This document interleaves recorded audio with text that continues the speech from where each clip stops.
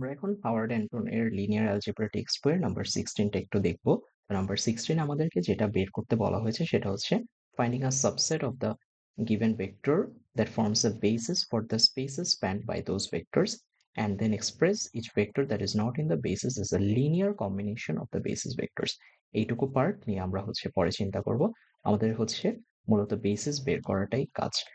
তো এই বেসিসটা কি বের করার জন্য দেখো এখানে আমাদের অলরেডি বলা আছে v1 equals to v2। Basically আমরা এটা কিভাবে করে চিন্তা করতে পারি, 1 0 1 1, then v2 equals to minus 3 3 7 1, v3 minus 1 3 9 3, then v4 minus 5 3 5 minus 1।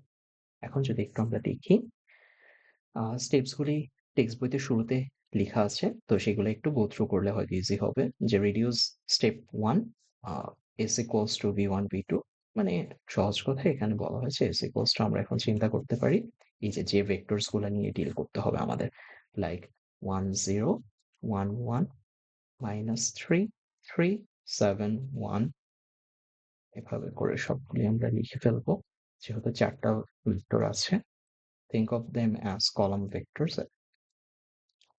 আচ্ছা, সো এস আমরা পেয়ে গেছি। সো সেকেন্ড স্টেপের কাজ হচ্ছে আমাদের রিডিউসড রো এচেলন ফরম্যাটে নিয়ে যাওয়া। Reduced row echelon format.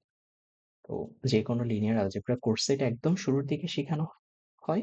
তো আমি এটা নিয়ে আর ইন ডেপথ যাচ্ছি না, আমার অলরেডি করা আছে। তো রিডিউসড রো এচেলন ফরম্যাটে নিয়ে গেলে এটা আলটিমেটলি দেখতে কি রকম হয়, সেটা হবে হচ্ছে 1 0 2 minus 2 0 1 1 1, এর নিচের সবগুলি আলটিমেটলি 0 হয়। তো পরবর্তী স্টেপটা বোঝা আমাদের জন্য খুব ইম্পর্টেন্ট। একটু ফোকাস করি আমরা। এখানে হচ্ছে আমরা খুঁজে বের করব যে কোথায়, কোথায় লিডিং 1 আছে। লিডিং 1 এই তো এখানে লিডিং 1 আছে। আবার কি সেকেন্ড রোতে এখানে একটা লিডিং 1 দেখতে পারতেছি।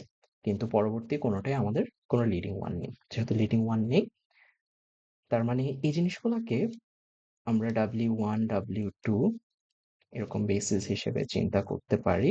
W4 এখানে লিডিং 1 কন্টেইন করে সেই কলামগুলো কি W1 এবং W2, এরা না W3 W4 না। সো W1 W2, অর্থাৎ এই W1 W2 টাই আমাদের মূলত হচ্ছে কি এই রিডিউসড রো এচেলনের বেসিস। তাহলে আমরা বলতে পারি একইভাবে সিমিলারলি V1 V2 এই দুইটা হবে হচ্ছে আমার মেইন যে এস এর বেসিস, এস এর বেসিস। ওকে, আচ্ছা, এটা ছিল আমাদের প্রথম পার্টটা। পরবর্তী পার্টটাতে যদি একটু আমরা চলে আসি, সেখানে কি বলা আছে, express each vector that is not in the basis as a linear combination of the basis vectors. অর্থাৎ তোমার যে W3 আবার যে W4 আছে ওদেরকে এক্সপ্রেস করতে হবে with respect to W1 and W2। ওকে, আচ্ছা, এটাই কিন্তু এখানে বলা আছে যে linear combination of the basis vectors গুলো হচ্ছে আমার v1 v2, তেমনি w3 w2 w4 যেটা ওকে হচ্ছে w1 এবং w2 এর মাধ্যমে আমি এক্সপ্রেস করব। আচ্ছা, পরবর্তী পার্টটাতে যদি একটু চলে আসি, এখন এইটার জন্য কোনো হার্ড এন্ড ফাস্ট রুল নেই, আমরা অবজারভেশন থেকে এগুলো বের করতে পারি। ঠিক এখানে যদি একটু দেখি w3 তে আমাদের কি আছে, 2 আছে।